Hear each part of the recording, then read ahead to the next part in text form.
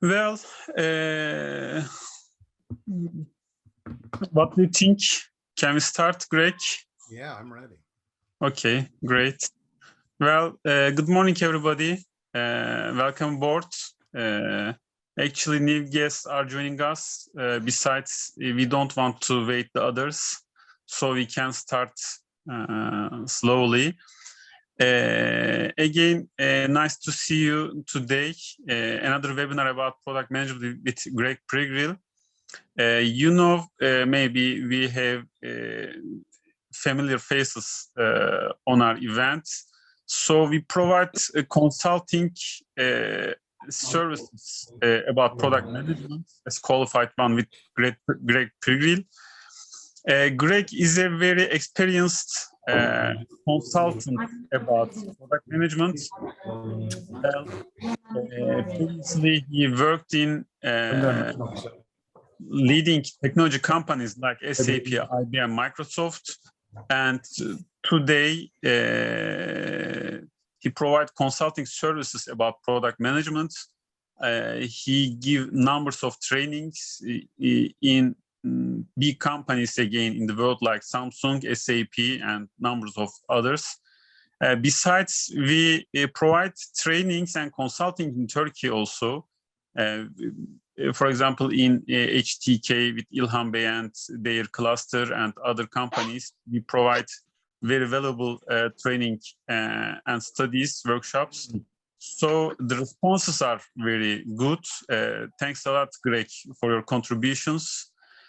Yes, today we will talk about product strategy, especially how will we build a strategy about our product management and how we become a major product management in our company. So I would like to give the speech to Greg, and he will tell about his experience, and he will start his presentation. Thanks. Thanks, Greg. Thanks, Burak. I think you covered all the important parts of the bio. Can you hear me all right? Yes, we can hear you. So in the title, we talk about great product management. What is great product management? I would say a great product management function, a team, a group, knows markets and customers. Those are different things. The market is everybody who could buy your product. The customers, the ones who have already bought your product. They get alignment on the team to get the product to market and make it successful. It takes a really diverse team to make a product successful. And most importantly, they get stuff done. They deliver what's expected of them. But you can do all these things. You can have an effective product management function, but it might not be what we call mature, right? It could be a bunch of heroes just pitching in, working 80 hours a week to get things done, but I don't consider that a mature organization. So PM maturity, and everybody, if you could mute, I've forgotten we can hear some people talking. Please mute. Sorry, everybody, please mute their mics. So what does maturity look like? Well, not only do you deliver the expected outcomes, you do it consistently across the organization. So it's one thing for a team to rise to the occasion and get one release out. It's another thing for that just to be the expectation. They have a clear operational model. They know how they get stuff done. And they are continuously improving. They're aware of the processes that they're executing. They know something about their competency, and they're always looking back, learning, and getting better. And I think above everything else, they are strategic in the way they plan and think and execute. And as I work with companies, as I think back on my career, those are the issues that that's the biggest issue I see in product management, that it tends to be very, very tactical. We're just overloaded. So we don't take a step back to think and act strategically. So we'll talk about that. So if maturity is such a great thing, how do we become mature? How can we do that? And we describe this. We've had a webinar on this. I won't go into tons of detail, but we have a model for a transition. And what may not be obvious is this works for all kinds of companies. People ask me, is this for a startup? Is this for multinationals? Some element of this we have found, you know, this is a framework, so it can be adjusted to almost any company. And it's pretty straightforward. Before we do anything, we do a little planning. We set goals and objectives for the transition. How much more mature do we want to be? How will we measure success? Very often we do some level of an assessment. I'll talk about that more. And that's just, you know, as we say in English, kicking the tires, going into the organization, seeing who's there, looking at some of the important processes, and seeing what level of maturity is there from the beginning. Once we know where the organization is weak and strong, we can put a plan together to build this foundation of knowledge, of engagement. We can look at things that aren't obviously important, like does HR have a career ladder for product management? That may sound advanced, but the truth is it's super important. Um, you know, it's dangerous to get product managers all fired up, give them training, and then fail to give them a path. They will take all the knowledge you give them and go to an organization that can show them a career path. If we want the things we do to be sticky, if we want them to really influence culture and have a long life, we have to build a community. There has to be this tribe of product managers who are supporting each other, who are sharing information. This step gets skipped a lot. So I've seen organizations go and train all their product managers, and I've done that.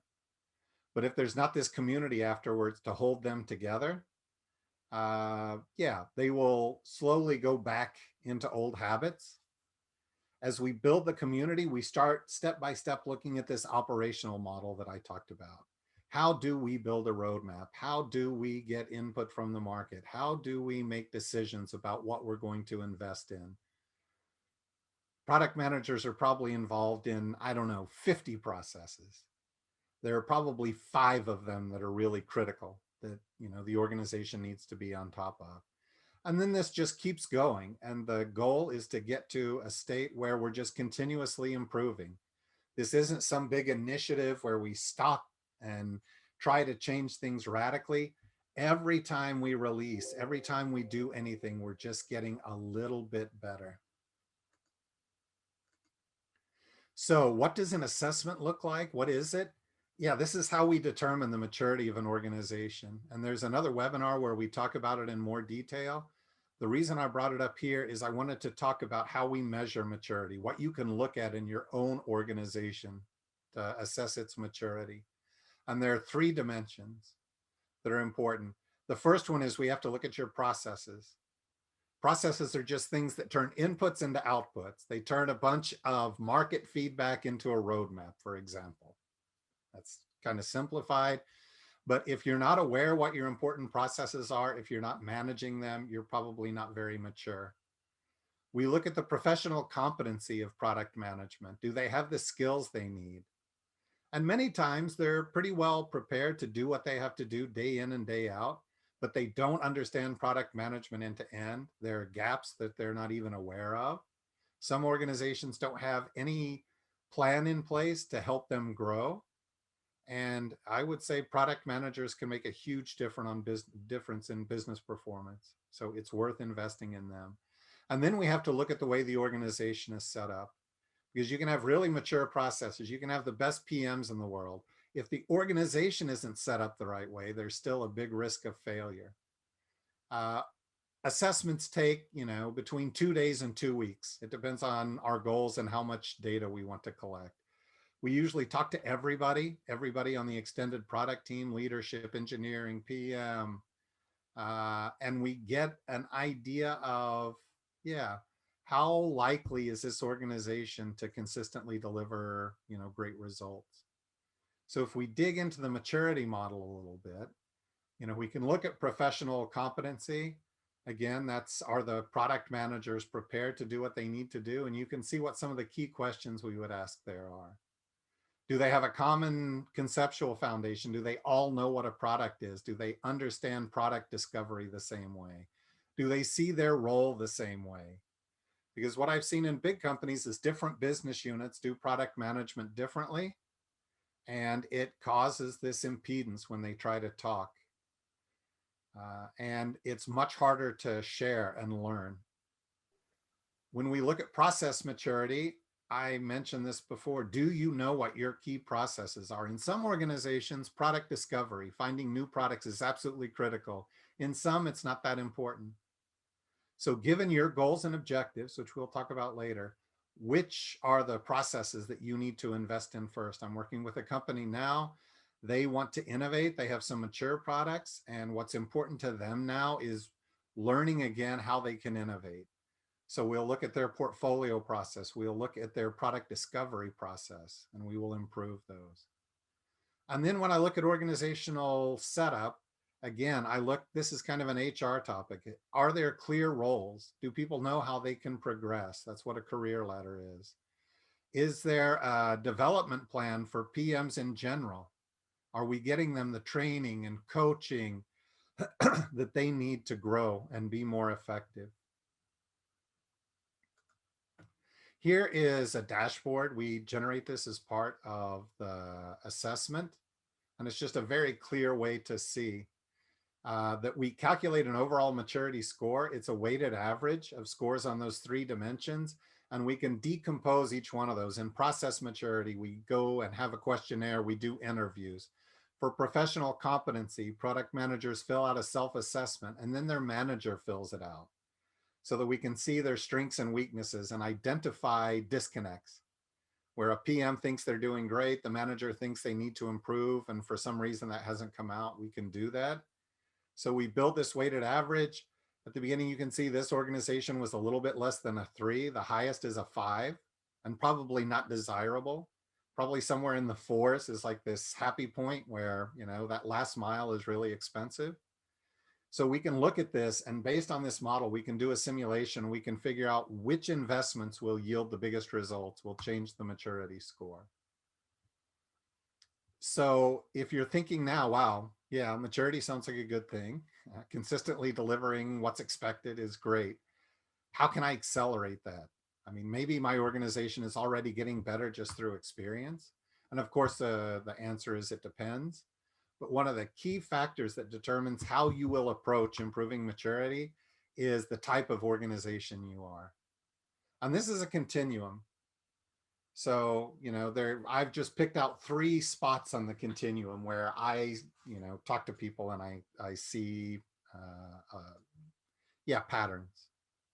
So one of the types of organizations I've worked with and that we've certainly seen in Turkey are organizations that are moving from services to a product. So IT services, they go out, they build stuff for customers. Now they would like to get this multiplier effect. They would like to build it once, sell it a bunch of times. They deliver based on projects, so they have great project competency, but that's different from building a product. And their cost structure is pretty straightforward. They charge per person per day, and anything else they deliver is cost plus. Well, it takes a radically different business model to transition to product orientation. And that cycle that I showed you is the way that you do it. Another kind of pattern I see are scale ups. These are really just startups that are starting to scale. My experience is startups don't care that much about product management. They should, but they're in practice, they're trying to find, you know, product market fit. They're very busy. They're just getting stuff done. But at a certain point, they start getting traction. And now they have to rethink if they want to be successful, they will have to change, right? What made them successful with V1 will not make them successful with V3. So they've got pretty good market fit. They have a good idea of their first business model. They'll tweak it. They have decent division of labor, but now they're going to have to get serious. And instead of the founders acting like PMs, they're going to have to hire PMs or develop PMs. And then I've done a lot of work with mature companies. That's my background. They have a history of success. In most cases, I know this sounds negative, but the truth is their processes have kind of gotten stale. They were defined years ago and have just never really changed that much. One of the issues they have are they've developed a lot of bad habits. And it's also a challenge that they're highly specialized roles. We know what PM does. We know what marketing does. So people start building these silos and start thinking, as long as I take care of my part of this thing, things are good. But of course, building a product is a process and it spans those disciplines. And what I've seen is, they have different triggers that make them want to all of a sudden become more mature from a product perspective. So in services companies, they wake up and they're like, hey, we cannot scale. We can bring on a bunch more people, but that's a lot more overhead. If we want to make a lot more money, if we want to change margin, we need to deliver a product. So they will start exploring this transition. And they're coming from no PM to building up PM. A scale up, as I said before, they just start feeling pain. Things start breaking down. They can't get to market as quickly as they did. They don't have the quality they once did. There's confusion on the team. So everybody just feels this pain and it's like, okay, it's time to get serious. And then in mature companies, my experience has been they will sit back as long as they can, making revenue off what they've always sold until they really get terrified. All of a sudden the board will really get spooked. They will see some huge threat, some competitor, some change in technology, and there will be this scramble, this mad dash to improve maturity. If you're in that situation, it's best not to wait. If some of these things resonate with you and you're in a fairly mature company, you've had products in the market for a while, I suggest getting ahead of the game, not reacting in fear. So what I did is for each one of those types, I took the 3 disciplines and I tried to stack rank them in terms of risk. So there's red, orange, and yellow. Red means I think there's a lot of risk around that. So let's talk about that a little bit. If I'm looking at a company that's going from services to product, the thing I'm probably least worried about is their professional competency. And that's because these people know how to get things done. I think being a consultant is the best prep you can have for being a product manager. It doesn't make you a product manager, but you know how to deal with customers. You know how to deal with limited budgets and time limits. You've seen the solution lifecycle multiple times. You've got probably very competent engineering and architects. If you don't, you won't be in business long. But you don't really have this product sense, this product focus. And a big challenge can be that these organizations tend to be technology led. And what we want to do by becoming a mature product management organization is become market led. We don't want to just implement a bunch of technology. We want to understand the markets, their problems, and solve them. Next, orange for this type of company, I would say is process maturity. So some processes, they know how to do development. They know how to do customer support at a certain level, although it may not be centralized, but they don't know how to go out to the market, look at what's wrong, put a roadmap together, plan a release. So there are some key processes that they really need to come up to speed. I would say the biggest issue though, the biggest risk though, is the way you set up the org.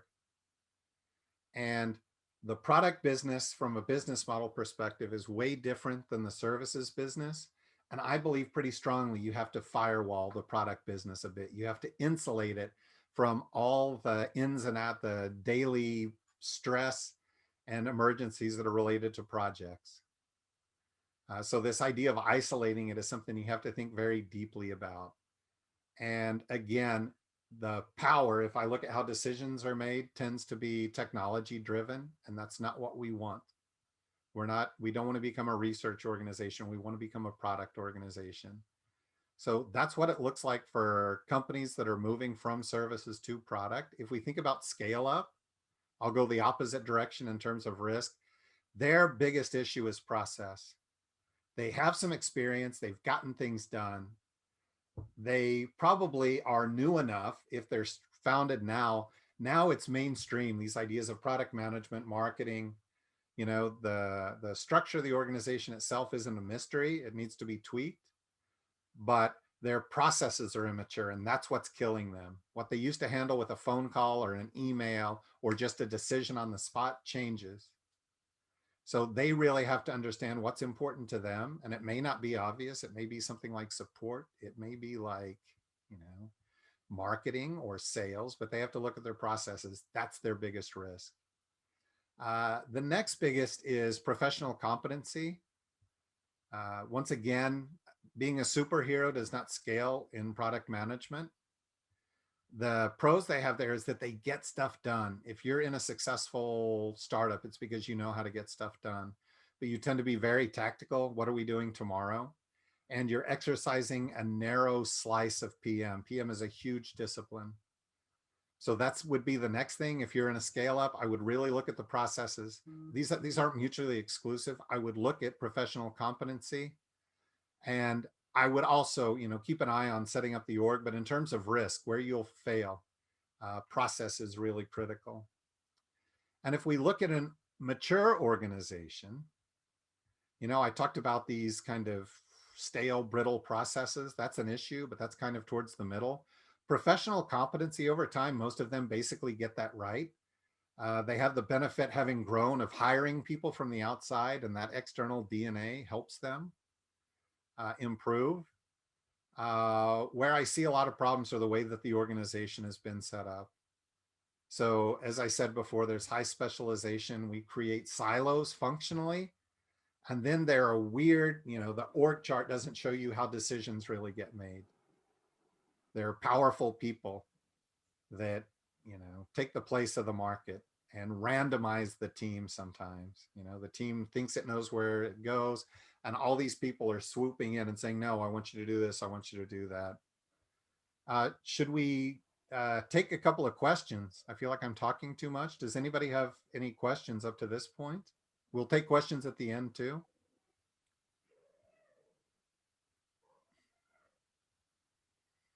Okay, so those are the three types of orgs, and where I see the most risk. I forced myself to stack rank these. Obviously, it's contextual. You would have to look, but these are the things when I start working with organizations of these types, this is where I focus my attention first because it's the biggest risk. But it's not just org type that determines, how you will move towards maturity.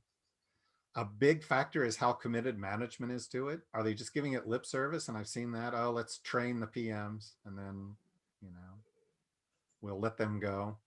I don't have time for a community. They want to build a community, they can do it. There's strong cultural inertia. That happens in these services organization. There are a lot of powerful people that have been around a long time who just don't get markets and resent the fact that their project work is funding product development. It can depend on the industry you're in and the market served. Are you B2B? Are you B2C? Are you in a niche market? Are you in like a big mature market? So there are other factors. What we focused on today, and it is really important, is the type of org that you are. So we talked about the beginning that what makes an organization mature is really this idea of strategy, thinking and acting strategically. So I thought I would just throw in a few slides. Most organizations don't really know what strategy is. We all have a sense when we go, like, what's our strategy? I almost never get a good answer to that question, by the way. So if you're an organizational leader, everyone in your org should be able to tell me what the company's strategy is. 2 sentences. Doesn't have to be detailed, and that never happens. As part of these assessments, I do these interviews, and I never get good answers, almost never. Our definition of strategy is it's a course of action that leads towards success. And that can be success of a company, a department, a product. As product managers, we're accountable for the success of the product. And strategy is about doing. It's execution. But to develop a strategy, we have to know what we're trying to achieve. We have to have a definition of success, absolutely critical. And too few organizations do it in this order. They start doing a bunch of stuff and then they start figuring out how they want to measure success. Not the best way to do it. So if we want to define success, there are simple models we can use. This is a model where we break success down into goals, which are general things, and then objectives, which are time-bound and measurable. So if you haven't done this, I challenge you by the end of next week, define your organization's top 3 goals and define at least 2 objectives for each. So here we see a goal, increase revenue. That's a general thing, a broad thing. Well, we have an objective of a 30% increase in enterprise licensing or revenue by the end of the year. That I can measure. And if you can start small, if you don't have these published like this, create a slide like this, start with 2. What are your 2 most important goals? How are you going to measure progress towards those goals? What are the objectives? Highly recommend that. And then you can start thinking about how you're going to achieve it. And this is the path we follow. We define success, that is goals and objectives. We need to validate those with the team and make sure everybody's on board. And then we figure out how we're going to achieve it. What is our strategy? What is the course of action we're going to take to do it? You know, what is our approach to growth? Are we going to grow organically? Are we going to acquire stuff? Are we going to deliver new products to new markets, new products to the same market? How are we going to grow? So once you have this simple strategy, some goals and objectives, and just a paragraph about how you're going to approve it or achieve it, how do you use it? Well, use it to align the team. Marketing, sales, engineering, everybody needs to be pulling in the same direction. And that includes leadership. And you know, your motivation needs to inspire them to do something, to act. So strategy helps align the team. It's critical for prioritization. I don't think you can prioritize meaningfully if you don't know how you measure success, although we do it all the time. If you look back in past releases, if you're a product company, you may find no pattern. There's really no strategy there. It was just a series of short-term priorities. And of course, the roadmap plays a special role. The roadmap is an expression of strategy. It shows how I will deliver to the market based on my strategy. It should not be just a bunch of random stuff like how much can I get done by the end of this year. I should be able to look at your roadmap and infer a strategy. If you can only do one thing as a PM, do the roadmap, because I should be able to at least infer a strategy from that. As a product manager, you know, you are many things. You are a problem solver.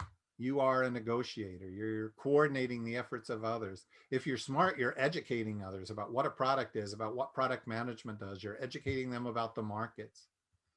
But above everything else, you have to be a leader. And one of the best ways to show leadership, and this is whether you're a PM or already a formal leader, is defining a product strategy. This is one of the important first steps to having really a mature product management function, to be seen as the ones driving the product strategy. Before I mentioned culture, and I think this is a really important slide. This is the kind of Suez Canal thing. And as important as strategy is, as powerful as it can be, culture is much more powerful, has much more inertia. So strategy can influence culture over time. It can unlock, it can unblock, you know, a broken culture.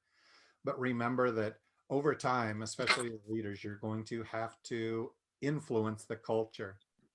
And the strategy has to be the way that is compatible with the culture that you have. So maturity is important if you want consistent results. A big part of maturity is acting and thinking strategically. We have a model for transitioning from where we are today to a more mature organization. Our goal is to just create this flywheel so it starts spinning and we're just continuously improving. One of the most important first steps we can take is to write down a strategy and share it with people. And that means first defining success. And then we remember that no matter how good our strategy, if it isn't sensitive to the culture, or let's put it this way, the wrong culture can break strategy, you know, our efforts will not have the results that we expected. So yeah, let me just get through the slides. We're basically at the end and I'll take questions. We have a training coming up on the 23rd and 24th of June that covers this stuff and way more. But in 2 days, you will really get a nice end-to-end perspective. You'll understand product strategy at a deeper level. And we go pretty deep into the key parts of this operational model, what the processes are. It's online. And we would love to see you there. We've given it before. It's, I think, mature and really valuable. A lot of exercises, group exercises, a lot of discussion. So keep that in mind. Any questions? Yeah. You can go to Qualified One side. You can contact Burak.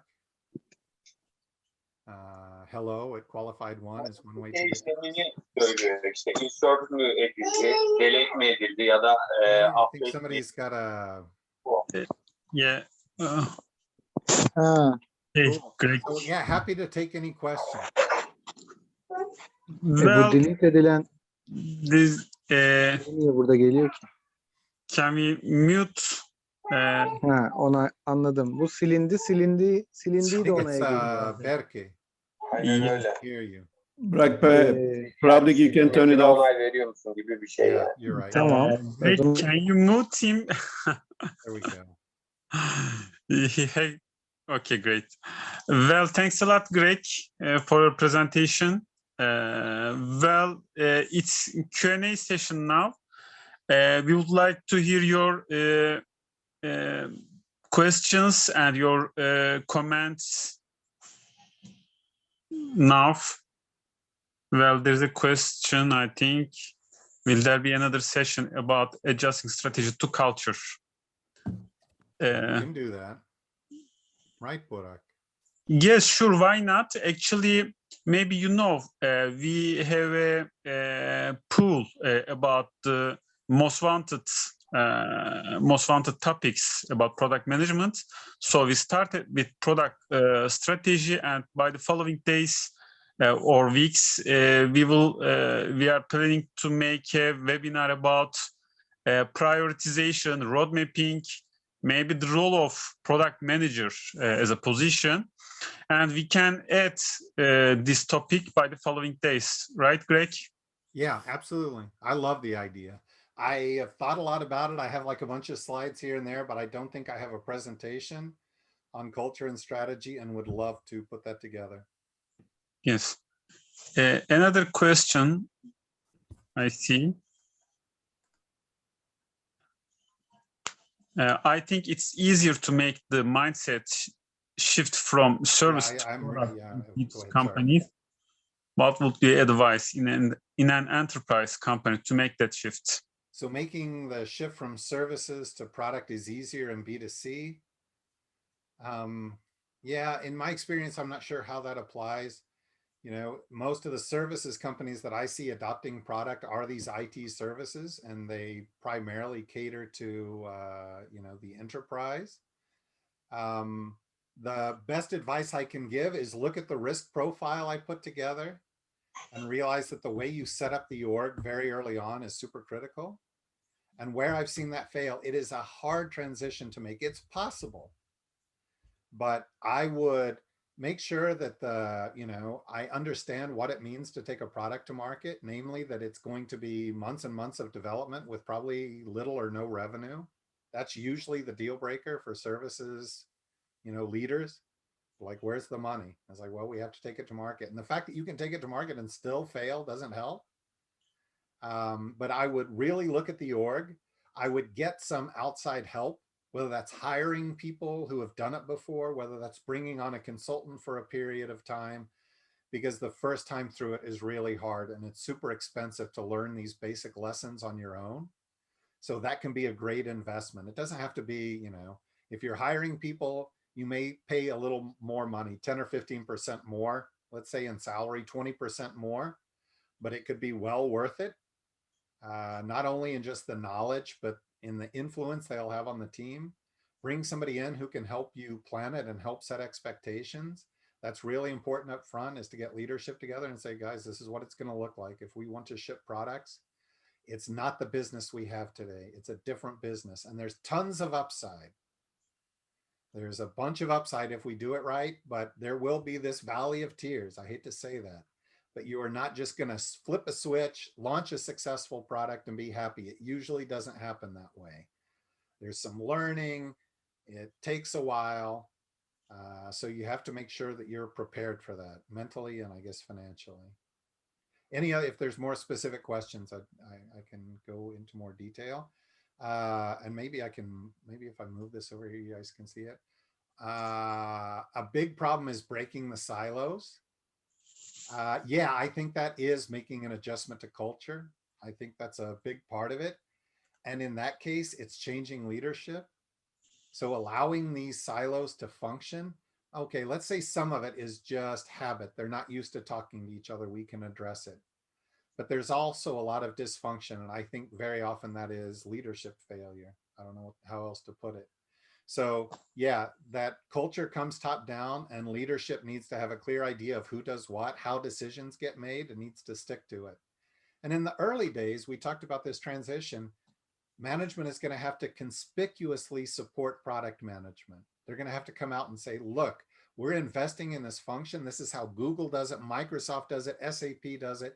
So unless we think we're better, this is the approach we're going to take. And this is how I expect you to listen to these guys and support them. They're coming up to speed. They won't be perfect the first time, but this is strategic to our company. And I expect product management to be respected. And of course, you've got to then upskill them so that they can earn that respect. Yeah. Well, in this stage, Greg, actually, maybe this can be another answer to Hassan. We have workshop about product management for leadership. So in most companies, first of all, the board should support the product managers, product management to improve the product management. So we have a workshop for leadership. In this session, we provide how a major product management should be, what kind of organization model you can build up. Maybe Hassan, we can talk about this later, and we can provide a workshop for you or the people who want to attend this session. Well, another question there is, what do you think about project AFC product battle? Can it be a stage to transformation from service to product? I somehow missed the beginning of that. Read the first part again, please. Let me. What do you think about project versus product battle? Oh. Can it be a stage to transformation from service to product? Yeah, it will be a stage. There will be some level of friction. And it takes really solid leadership and change management. So you have to get the project people on board a little bit. If the product is just seen as like this little side project, or even worse, like some virus that's going to ruin the company, people will sabotage it. So it's a stage that you will go through. And part of that as a leader is communicating to everybody, look, this is where we're going as a company. We're here today. This has made us successful up to this point.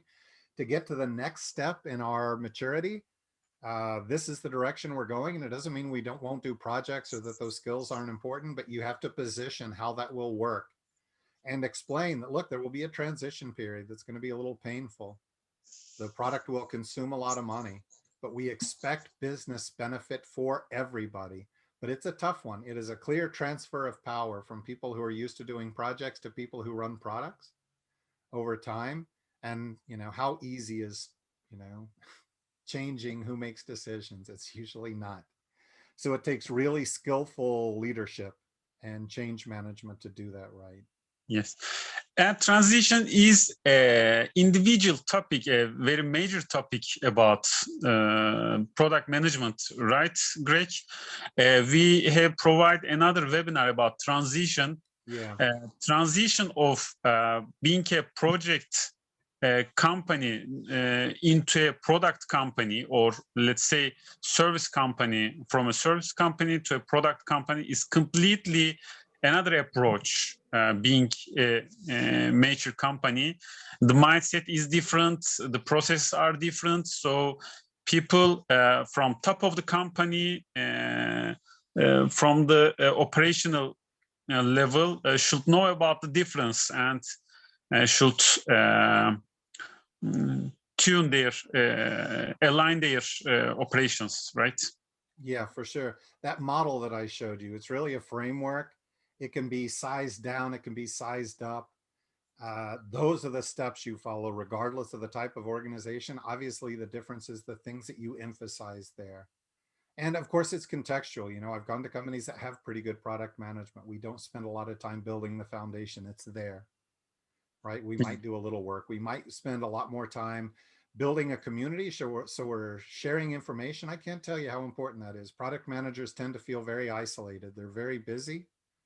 They may not be talking to each other in due course, not because they don't want to, but they just don't have time or they don't know these people. So getting them together and allowing them, you know, it's like a therapy session to complain a little bit, to, teach each other, super important, and doesn't cost almost anything financially.